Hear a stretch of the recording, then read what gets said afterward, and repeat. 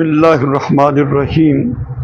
حضرت عبداللہ ابن عمر اور حضرت ابو ہریرہ رضی اللہ تعالی عنہما جب ذی الحجہ کا پہلا عشرہ یعنی پہلے 10 دن شروع ہو جاتے تو آپ بازار میں نکل جاتے اور بلند آواز سے تکبیریں کہتے، لوگ بھی ان کی تکبیروں کے ساتھ تکبیریں کہتے۔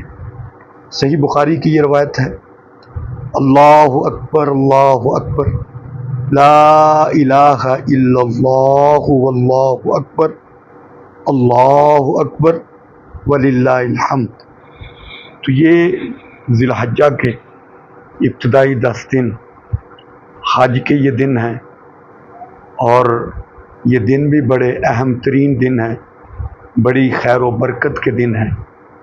تو ان دنوں میں تکبیرات کو زیادہ سے زیادہ کہنا چاہیے، جیسے حضرت عبداللہ ابن عمر، حضرت ابو ہریرہ رضی اللہ تعالیٰ عنہما کا عمل ہے کہ بازار میں جا کر یہ تکبیریں کہتے، تو ہمیں بھی چلتے پھرتے اٹھتے بیٹھتے آتے جاتے کثرت کے ساتھ زیادہ سے زیادہ ان تکبیرات کو کہنا چاہیے۔